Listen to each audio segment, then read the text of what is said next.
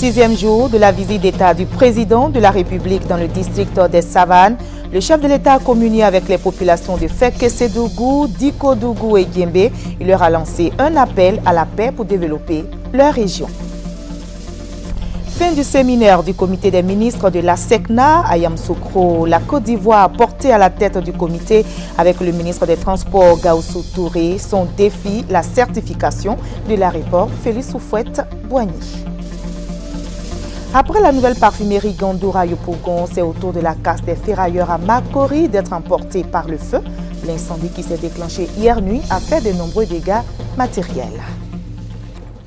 Merci de choisir le journal de RTI 1 pour vous informer. Nous sommes au 6e et avant-dernier jour de la visite d'État du président de la République dans le district des Savanes. Le chef de l'État était aujourd'hui avec les populations de Fekese-Dougou, de Diko-Dougou et de Guembé.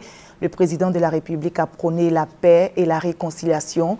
Il a appelé les cadres à l'union pour développer la région. Les fils et filles du district des Savanes ont été conviés par le président Alassane Ouattara à travailler pour la reconstruction de la Côte d'Ivoire. Je compte sur vous pour la réconciliation. Apprenez à pardonner, acceptez le pardon des autres, a conclu le chef de l'État.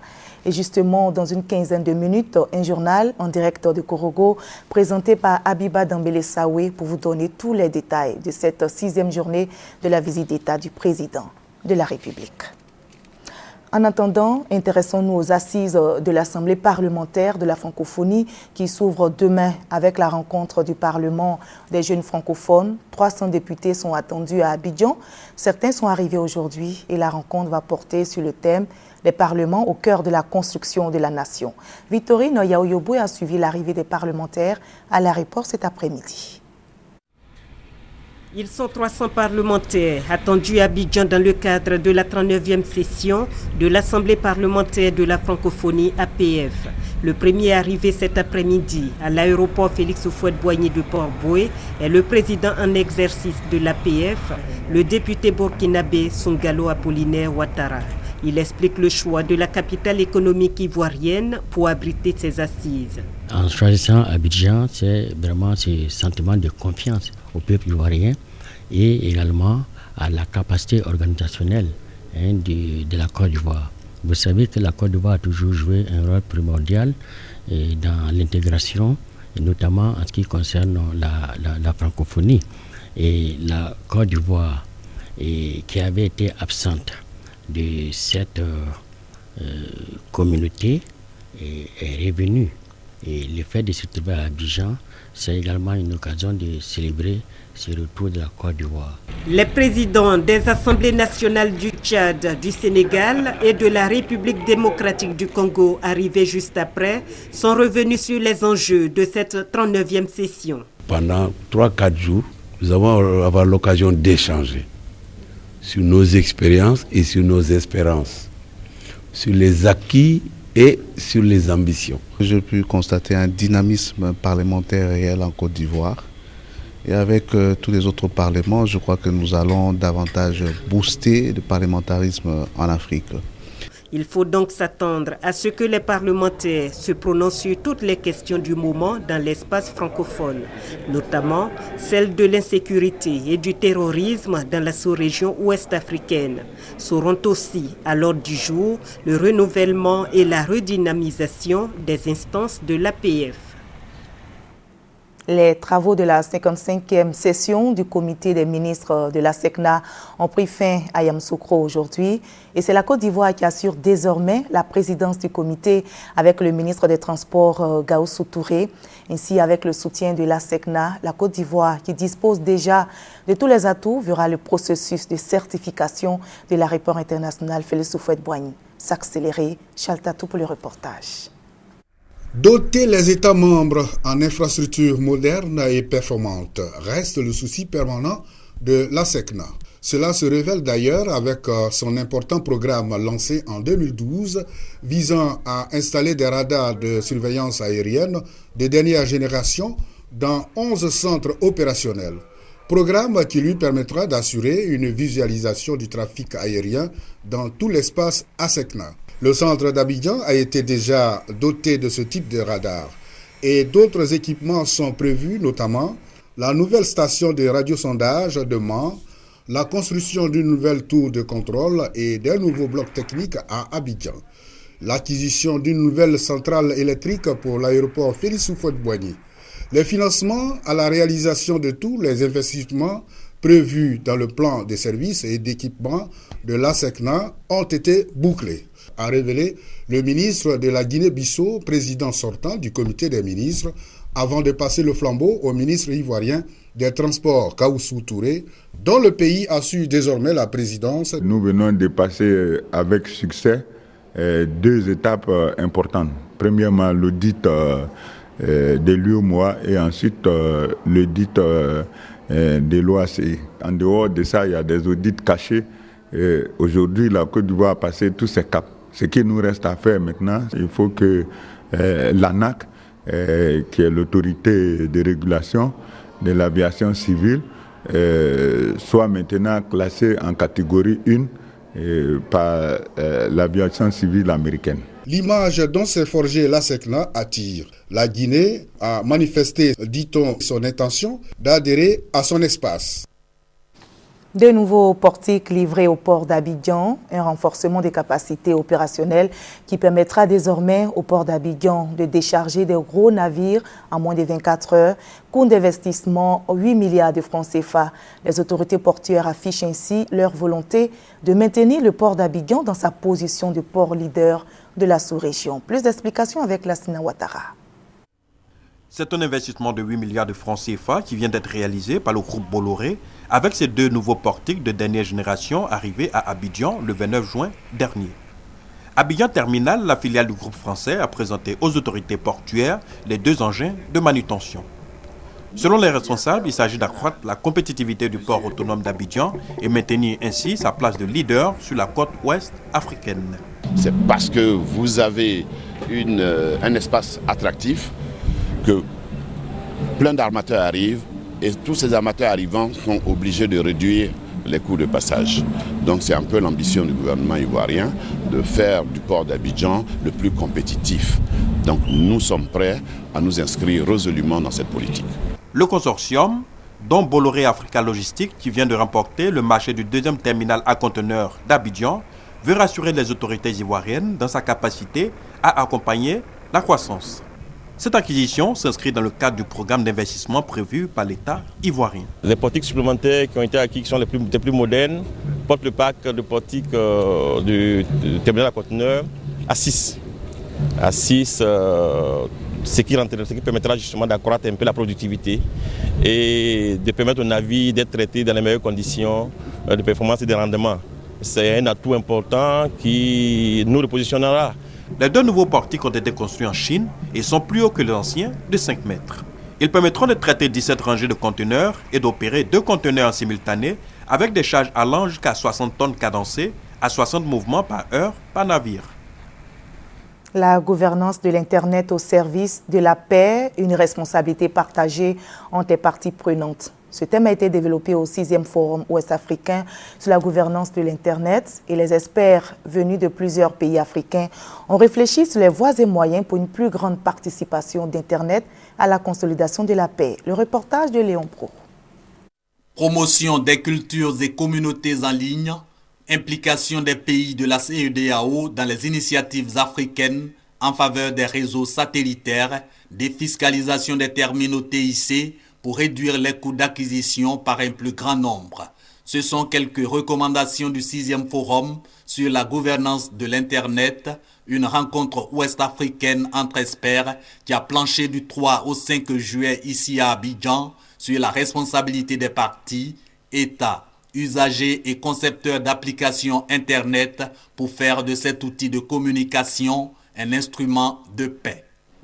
Les États africains doivent travailler à pouvoir faire prendre en compte leur point de vue, les intérêts de leur population dans ces instances internationales où se discute la gestion de l'Internet. Et de ce point de vue-là, ce forum-là, en tout cas, est une très bonne tribune pour permettre aux États africains de préparer une position commune et de faire entendre leur voix.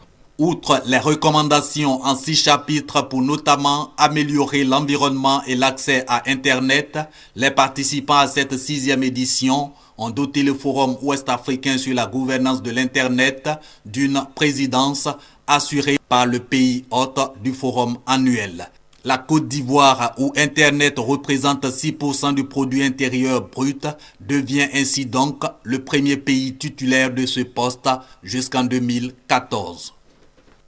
Le Sénégal veut moderniser et sécuriser davantage les outils de délivrance de visa sur son territoire. Il expérimente donc depuis le 1er juillet la technologie du e-visa conçue par la Côte d'Ivoire.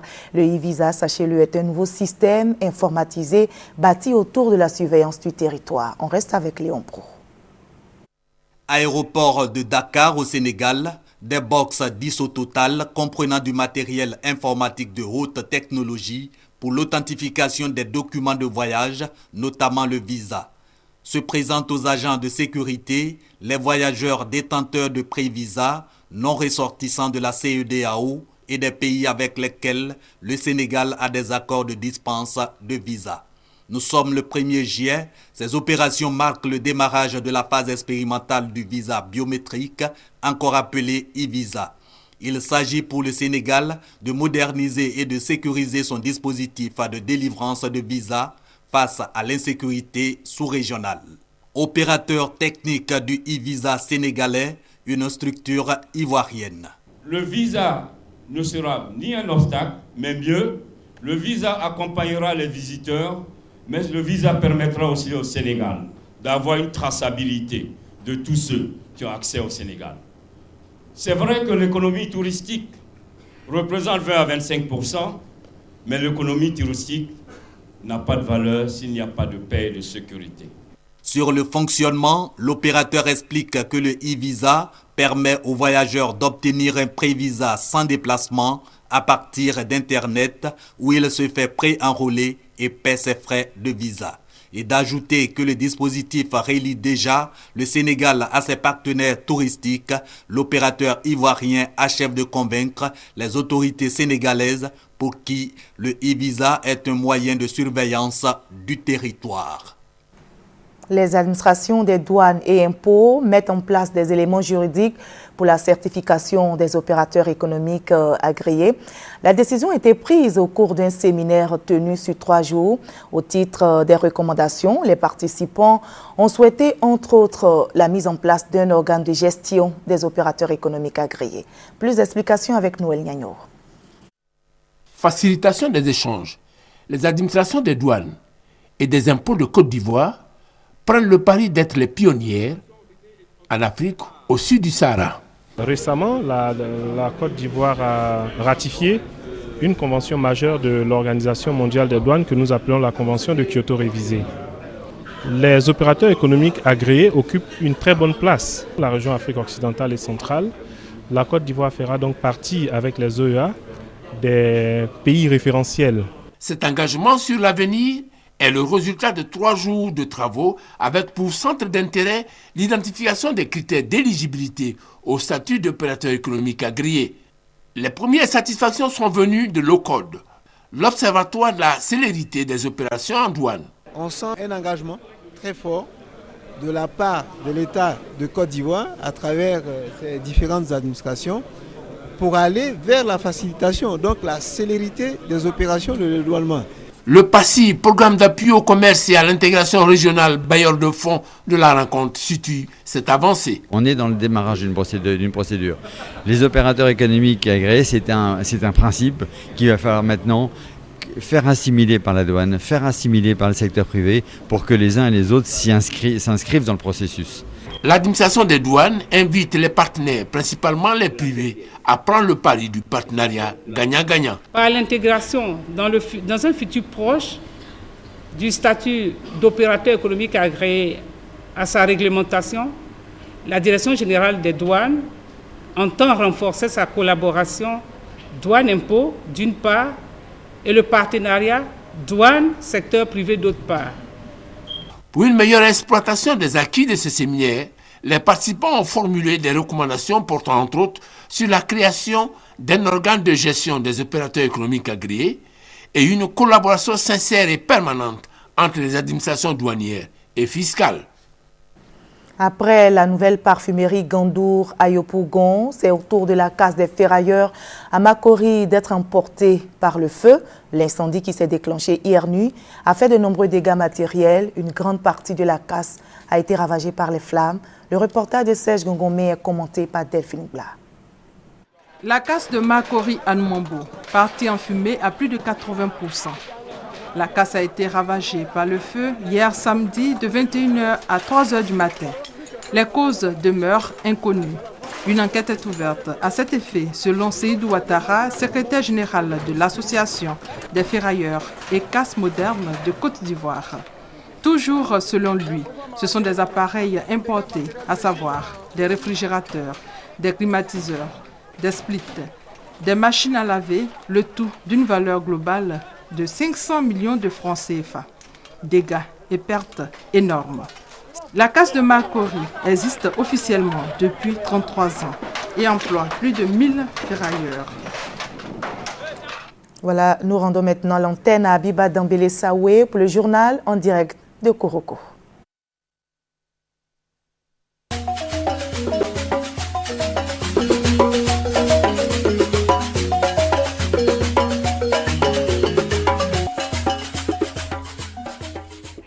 Bonsoir Marie-Laure, mesdames et messieurs, bonsoir. Bienvenue dans le journal des savanes. Ferkessédougou, la capitale du Tchologo, a accueilli ce matin le président de la République et ce dans la ferveur. Tout Ferkessédougou, avec à sa tête le président de l'Assemblée nationale, Soro Kibafori Guillaume, fils de la région. Thomas Guessambi pour le compte-rendu. Ferkessédougou ou Ferké, le mail de classement avant la grande finale de lundi à Koroko. Le département, l'illustre fils Guillaume Soro, président de l'Assemblée nationale de Côte d'Ivoire, avait à cœur de démontrer son attachement à un homme, le président Alassane Ouattara. Pour l'accueillir ce dimanche matin, une représentation de l'armée républicaine de Côte d'Ivoire, aux ordres du chef de bataillon Armel Mel du bataillon du Génie. Le temps que le président de la République échange de chaudes poignées de main avec quelques autorités et personnalités, c'est une véritable et originale cavalerie qui prend le relais, laissant sur son passage une diversité créatrice de ferveur. Alassane Ouattara à Ouangolodougou et Kong avant la capitale du Tchologo. Ferkessédougou, c'était le rendez-vous de qui est qui dans la mobilisation. Qui va se négliger, qui va se laisser faire. La capitale doit rester la capitale. Et la grande place Alassane Ouattara de la ville doit être inaugurée de la plus belle manière. Le cortège présidentiel longtemps passé, la boussole indique toujours le nord de la cité. Il faut y aller. Et ce ne sont pas les masques et leurs porteurs, les femmes, les jeunes et autres animateurs de la tradition du Tchologo qui vont laisser passer l'occasion. La visite d'État date de la solution, un moment qui n'arrive pas tous les jours. Et Ferkessédougou l'a accueilli et célébré de la plus belle manière. 8e meeting du président de la République depuis son arrivée à Korogo le 2 juillet dernier. Dans le fief du président de l'Assemblée nationale, Ferkessédougou, le président Alassane Ouattara lui a d'ailleurs rendu un hommage mérité. Viviane Aïmel. Si l'on sait de Ferkessédougou qu'elle est la ville natale du président de l'Assemblée nationale Guillaume Kibafori Soro, on a compris ce dimanche à son arrivée dans la capitale du Tchologo que le président de la République Alassane Ouattara est lui aussi à Ferké véritablement à la maison. Le président de la République a loué la mobilisation exceptionnelle des populations Nialafolo pour le recevoir. Ferké lui a dédié sa grande place, baptisée place Alassane Ouattara. Le président de la République a fait l'inauguration à son arrivée. La région du Tchologo, distincte par sa particularité, le Tchologo, rite initiatique variante du poro, pratiqué par les forgerons. Les initiés ont fait une parade d'honneur. Vous êtes le digne et valeureux fils du Tchologo. Vous faites la fierté de la région, a dit le maire Ouattara Bridja Alain. Les populations n'ont soumis aucune doléance ni remis de livre blanc au président de la République. mais par la voix de leurs députés, elles lui ont réitéré leur totale confiance. Le livre blanc des populations de Ferkessédougou, c'est vous-même, Monsieur le Président de la République. Nous sommes là dans une communion de destin et nous vous faisons confiance quant au développement du département de Ferkessédougou.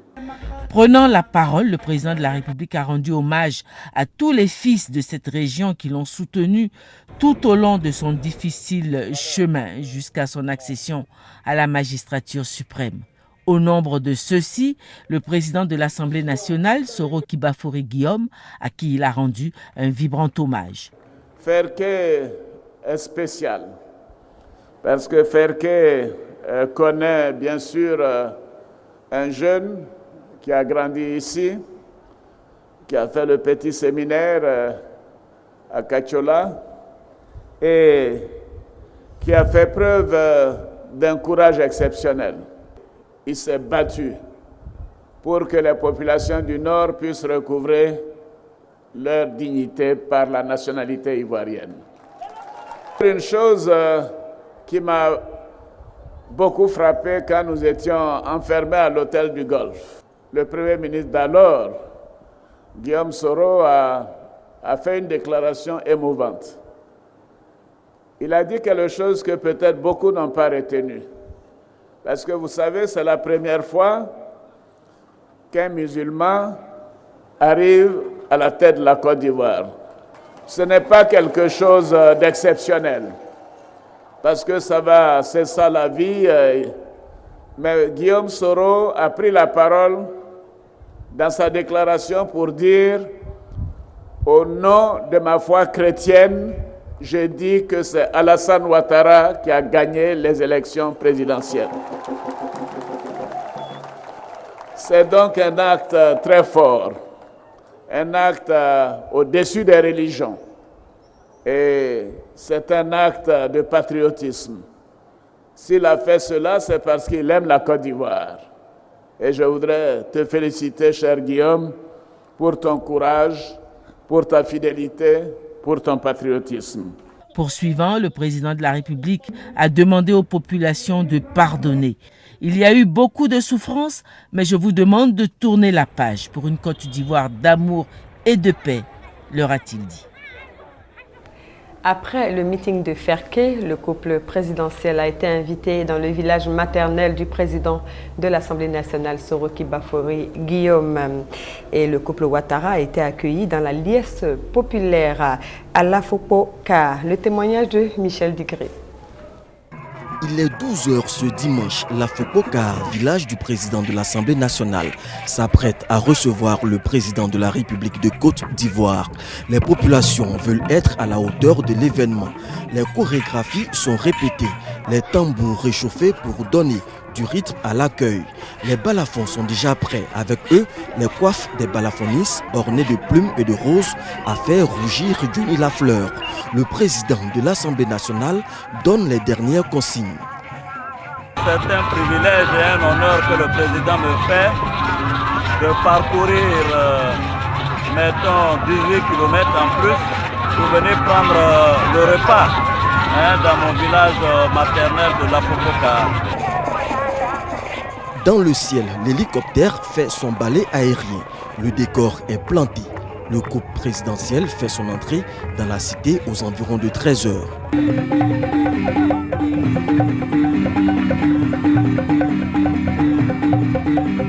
L'escale doit être analysée dans le sens qu'un fils reçoit son père. Le président venir dans le Djogolo, faire un meeting à Ferké, passer chez son fils Soro, il faut y voir toute la cérémonie. Le fait que le président de la République lui-même vienne à Lafobo pour déjeuner avec le président de l'Assemblée nationale, c'est une marque de confiance. C'est aussi renouveler encore le fait qu'il tient et il croit encore à l'homme Soro Kibafori Guillaume comme étant son fils qu'il a toujours encadré.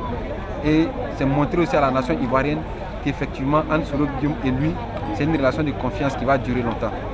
Après le bain de foule, toute la délégation entre dans la résidence du président de l'Assemblée nationale, Guillaume Soro. Le déjeuner peut être servi. Après Ferkessédougou ce matin, le président de la République était à Dikodougou cet après-midi pour écouter le message des populations et leur livrer sa vision d'une Côte d'Ivoire moderne. Le président de la République a reçu les honneurs militaires à l'entrée de la ville et l'accueil des autorités. Ambiance avec Alvorassa.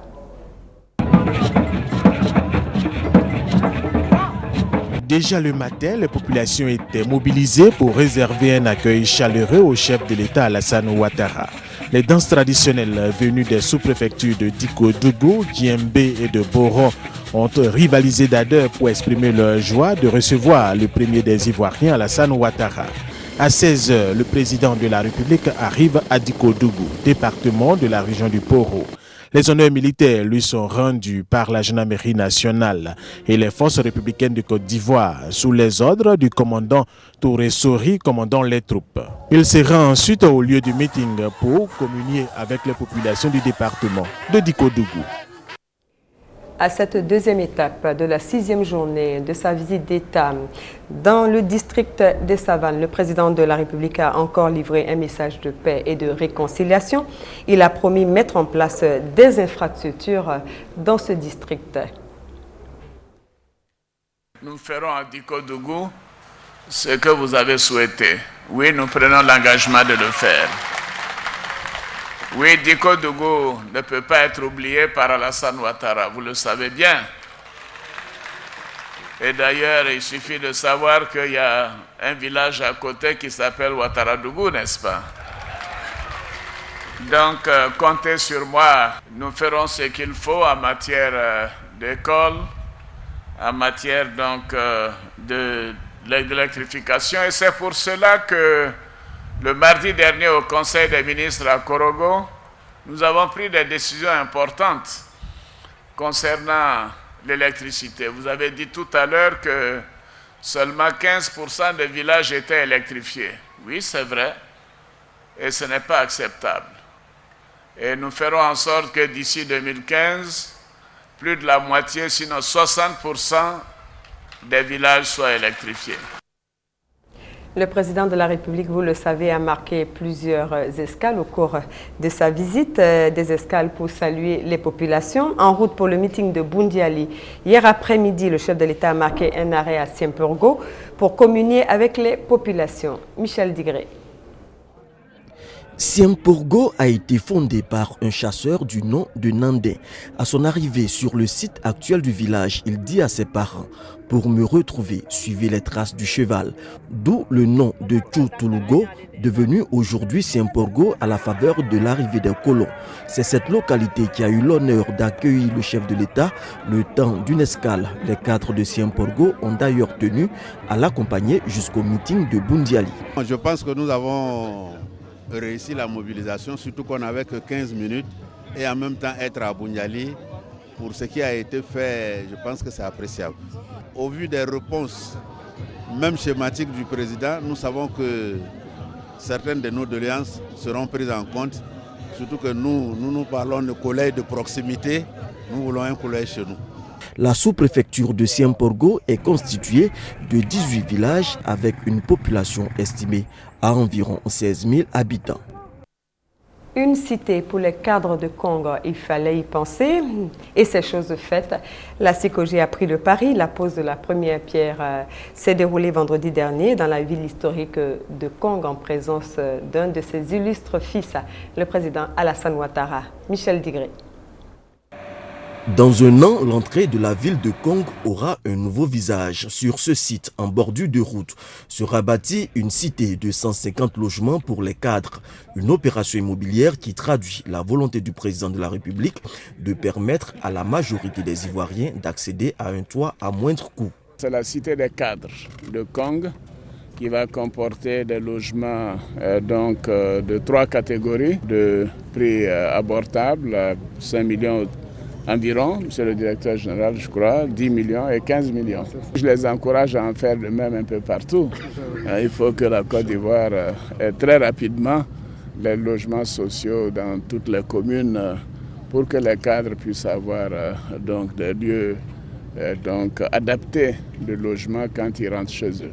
Pour la direction générale de la SICOGI, maître d'œuvre de l'opération, toutes les dispositions sont prises pour étendre l'opération sur le territoire national. Dans 2 semaines, nous irons dans la région de la Nawa, à Soubré exactement, pour lancer un programme de 800 logements. Il y a Koli Dabo, à Soubré, à Meagui et à Okroyo. Et ensuite, nous sommes en train de livrer 300 logements à San Pedro. Et au mois de septembre, nous commençons à Bonoukou. Donc, c'est un vaste programme, nous y sommes.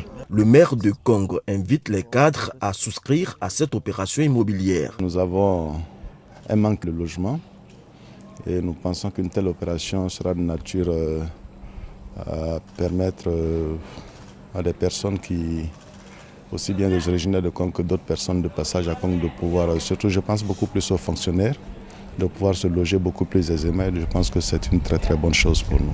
Pour résoudre le problème de déficit de logement en Côte d'Ivoire qui s'élève à 400 000, le gouvernement veut produire 60 000 logements d'ici à 2015, soit 50 000 à Abidjan et 10 000 à l'intérieur du pays. On reste à Kong où la première dame a encore fait parler son cœur. Elle a offert un important lot de matériel d'un coût de 119 millions à ses belles-sœurs de Kong. Kong, je le rappelle, est la ville natale du président Alassane Ouattara. Partout où elle est passée en marge de la visite d'État du président Alassane Ouattara dans le district des Savanes, la première dame Dominique Ouattara a fait parler son cœur. Ce vendredi, ce sont les populations du département de Kong qui ont été comblées. Il s'agit des femmes dont la première dame Dominique Ouattara accorde une place de choix à leur autonomie. Aux coopératives et groupements des femmes, la première dame a remis des décortiqueuses, broyeuses et motopompes. Outre les femmes, les secteurs entre autres de la santé, du social et de l'éducation n'ont pas été oubliés. Kits scolaires, produits agricoles, machines à coudre, lits d'hospitalisation et tables d'accouchement pour ne citer que cela. Valeur du don, 119 millions de francs CFA. Ce geste de la première dame a été salué par les différents porte-parole des bénéficiaires. Nous remercions au moment Dominique Ouattara pour tous les dons qu'elle vient de faire à notre collège et nous la promettons que nous ne la décevrons jamais. Nous serons toujours parmi les meilleurs élèves de la Côte d'Ivoire. C'est un réel plaisir pour nous d'avoir reçu ces dons-là. Ils vont permettre de pouvoir bien prendre en charge les femmes et aussi toute la population. La première dame, qui n'a pas caché sa joie d'être aux côtés de ses parents de Kong, les a rassurés de son appui pour leur bien-être. Je sais que vous êtes des femmes battantes et que grâce à votre courage et votre dynamisme, vous parvenez à soutenir vos familles et scolariser vos enfants. Chères sœurs, pour vous soutenir, je vous ai apporté du matériel agricole qui vous permettra d'améliorer votre productivité. Pour la maternité de Kong, j'ai apporté du matériel et du mobilier médical qui vous permettront, chères sœurs, de bénéficier d'un bon suivi de vos grossesses et de donner la vie dans de bonnes conditions. Avant de quitter Kong, la première dame a invité le préfet à un partage rationnel de ce don afin que toutes les populations de Kong en bénéficient. Hier samedi, le stade de Korogo a accueilli des milliers de femmes venues de toutes les localités environnantes pour bénéficier du fonds d'appui aux femmes de Côte d'Ivoire, fonds de 1 milliard de francs mis en place par la première dame de Côte d'Ivoire, Mme Dominique Ouattara. 1500 chanceuses ont reçu leur chèque. La première dame a également fait des dons importants.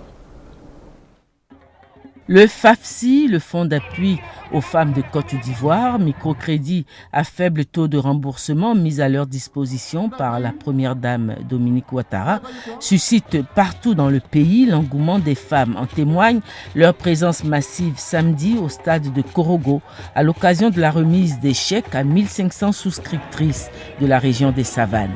L'occasion était aussi choisie par la première dame de Côte d'Ivoire pour la remise d'un important lot de divers matériels à plusieurs groupements et coopératives de Korogo.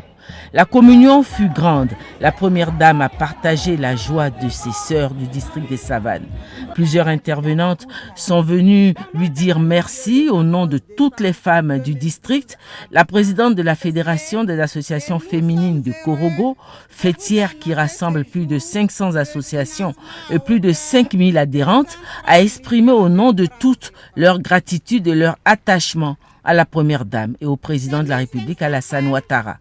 Les 1500 souscriptrices admises à recevoir leur chèque ce samedi ont traduit leur volonté de respecter l'engagement pris de rembourser ces prêts. À vous, mes sœurs, je rappelle que ces fonds mis à notre disposition sont des crédits que nous devons rembourser. Femmes de Korogo, est-ce que nous sommes prêtes à respecter cet engagement?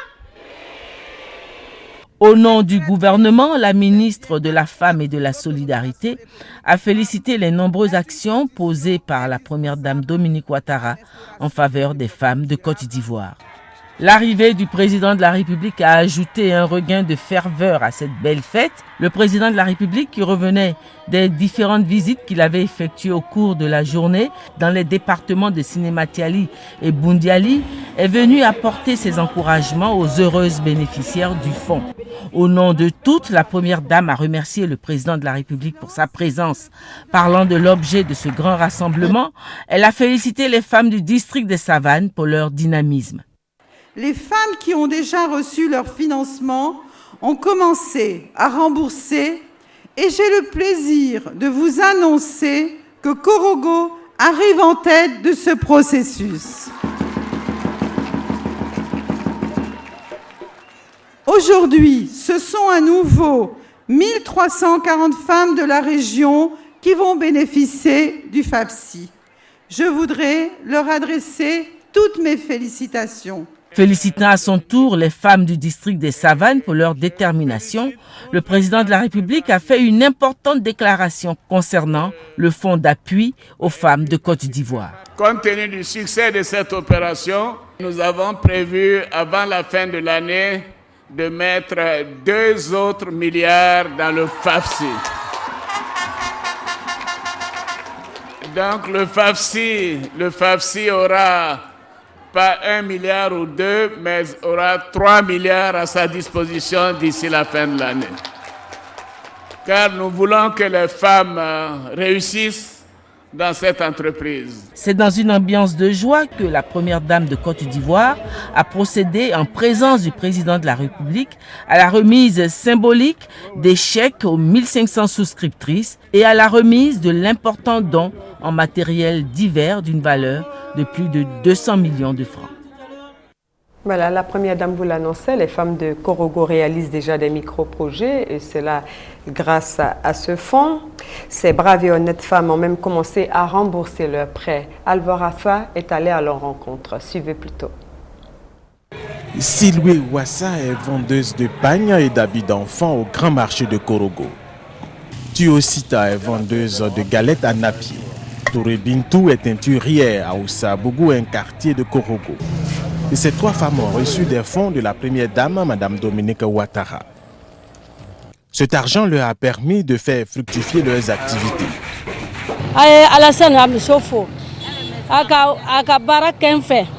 Je remercie la Première Dame. Grâce à ces fonds, j'ai pu aujourd'hui me faire un toit, ouvrir. Avant c'était une maison en paille, aujourd'hui c'est une maison en tôle. J'ai vendu des galettes, plus du riz. Et chaque jour, j'ai un bénéfice de 1250. À la fin du mois, qui me revient à 75 000. Grâce à ces 75 000, j'ai pu faire toutes ces réalisations. J'exhorte mes soeurs à rembourser ce prêt, à travailler. Cet argent n'est pas fait pour être dilapidé. Je faisais l'activité bien avant. Après, j'ai arrêté. Problème de moyens. Quand j'ai entendu l'appel que la Première Dame a mis un appui en place, je suis allée, j'ai pris mon prêt. Grâce à la Première Dame aujourd'hui, ça va. J'arrive à faire mes besoins et je m'occupe de mes enfants. Il y a un monsieur qui a pris mes bassins, il vendait pour moi doucement, il a disparu, je ne sais pas actuellement où il est. Donc j'étais là, mon activité m'était presque tombée même. C'est grâce à l'argent de la Première Dame que j'ai pu me relever. Actuellement, je me débrouille bien, je fais mon boulot normalement. Mieux, elles ont commencé à rembourser l'argent qui leur a été prêté et cela permettra de soutenir d'autres femmes vulnérables. Les premiers chiffres que nous avons sont très encourageants. Les remboursements, les taux de remboursement que nous enregistrons sont de l'ordre de 90%. Et la sensibilisation continue. Dire que ce n'est pas un don, mais c'est effectivement un prêt, une aide qui est mise à leur disposition et il faudrait que elle rembourse effectivement. Les femmes de Korogo donnent ainsi l'exemple pour que la première dame, Madame Dominique Ouattara, puisse aider le maximum de femmes ivoiriennes à sortir de la pauvreté. Korogo, la capitale de la région du Poro, présente deux visages. Selon notre reporter Eugène Atoubé, un visage moderne et un autre plus traditionnel. Et on le perçoit très bien les jours de marché. Et à la faveur de la présence du président Alassane Ouattara, la ville a vu sa population augmenter considérablement. Et dans ce flot de personnes, des hommes et des femmes venus des villages et hameaux qui semblent un peu perdus. Suivez ce reportage. Colonne d'engins à deux roues au milieu desquelles voitures et camions semblent perdus.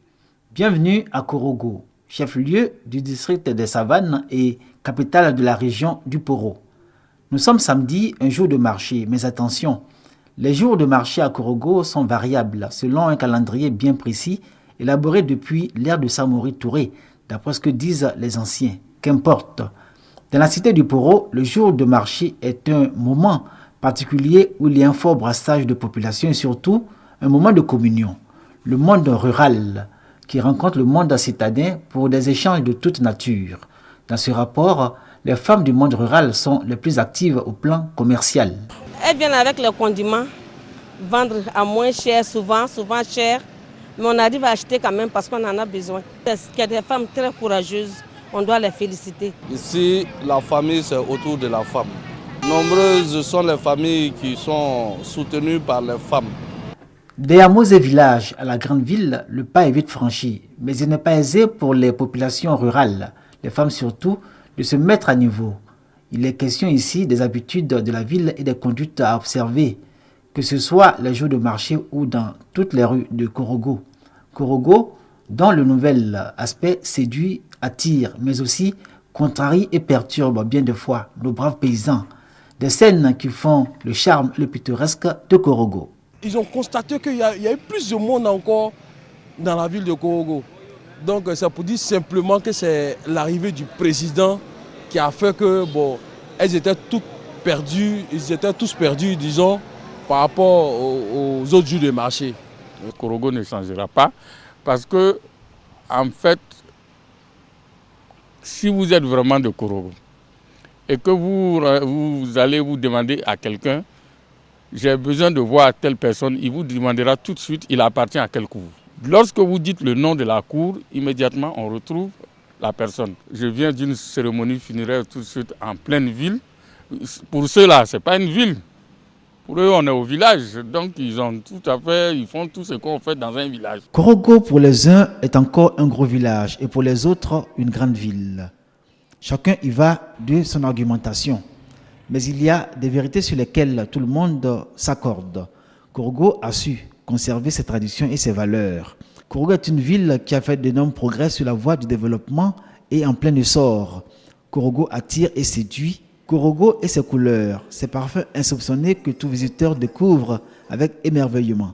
C'est bien cela le secret du bois sacré, la puissance du Poro. Saviez-vous qu'un poste de pesage routier existe à Ouangolodougou, ville frontalière? Eh bien oui, il a été créé par le Fonds d'entretien routier pour contrôler le poids des chargements des camions qui font le trafic entre la Côte d'Ivoire et les pays voisins. Thomas Nguesambissi est rendu. Ouangolodougou, ville frontalière de la Côte d'Ivoire, à plus de 600 km au nord d'Abidjan. À la faveur de la visite d'État du président de la République Alassane Ouattara dans le district des Savanes, dans cette localité, une chose retient notre attention, le paysage routier, effectué par les services du Fonds d'entretien routier, FER. Ce poste est le passage obligé du trafic de commerce international par voie terrestre entre la Côte d'Ivoire et les pays de l'Interland que sont le Burkina Faso, le Mali, le Niger, pour ne citer que ces pays. Seulement, ce trafic ne va toujours pas sans détériorer avant terme la durée des infrastructures routières. Lesquelles infrastructures dont a besoin le pays aujourd'hui pour son renouveau économique? Voici bientôt 2 ans que l'État ivoirien, par le truchement du fonds d'entretien routier, sensibilise les usagers et autres acteurs de commerce inter-État au respect des normes de chargement, mais que d'excuses. Les camions sont gros, ils prennent trop de poids. C'est pour cela qu'on prend le surcharge. Un camion qui prend 60 tonnes, c'est le propriétaire qui dit de prendre 60 tonnes. Même s'il y a un surcharge, c'est lui qui paye ça. Pour le fond, l'enjeu est considérable pour laisser faire les choses. Nos routes sont véritablement dégradées par la surcharge. Donc la seule alternative, c'est vraiment de lutter contre la surcharge par la répression. Voilà, de sorte que nous puissions vraiment préserver nos routes. Tout le trafic international, c'est par ici. Les véhicules qui vont au Burkina, au Mali, même au Niger, au Sénégal, ils passent par ici. Et donc, la route croule vraiment sous le poids des surcharges. Ce sont au total plus de 50 milliards de francs CFA que l'État ivoirien perd par an, quand on sait que les normes de l'UEMOA exigent 60 000 francs par tonne de surcharge par véhicule. C'est la fin de ce journal des savanes. On se retrouve demain à 20h15. À vous, Abidjan. Merci Abiba Dambélé-Saoué, merci aussi à toute l'équipe de la RTI déployée dans le Nord et qui fait un très beau travail. Demain, le président de la République anime son dernier meeting à Korogo et la RTI vous propose à partir de 10h30 un plateau spécial consacré à la tournée du président de la République dans le district des Savanes. Et puis cette autre nouvelle, l'équipe nationale militaire de football qui participe depuis le 2 juillet 2013 aux phases finales de la Coupe du monde militaire de football à Bakou en Azerbaïdjan s'est qualifiée pour les quarts de finale de cette compétition. Pour y parvenir, les éléphants militaires ont battu successivement l'équipe militaire de football des États-Unis d'Amérique par le score de 2-0 et celle de l'Espagne également par le score de 2-0. Malheureusement, une note triste avant de nous séparer, la mort a encore frappé. C'est le monde des médias, particulièrement la RTI qui a été visée. Juliette Anzian, célèbre animatrice de l'émission Toukbe de la radio Fréquence 2, a déposé pour toujours le micro. Elle nous a quittés hier aux environs de 20h.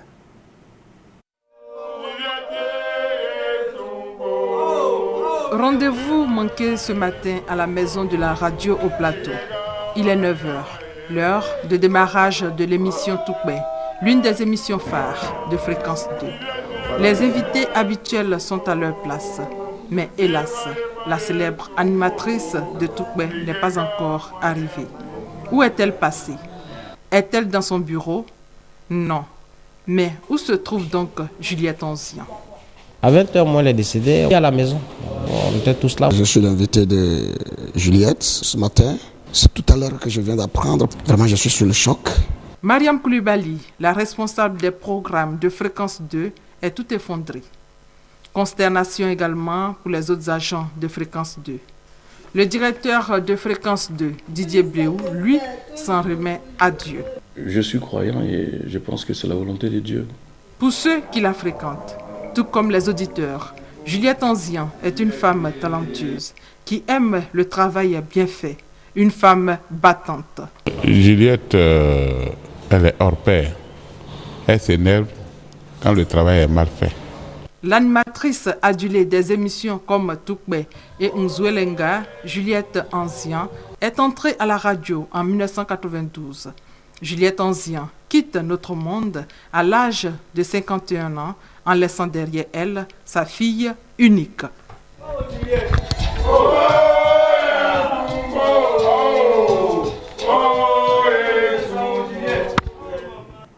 Et c'est ici qu'on s'arrête.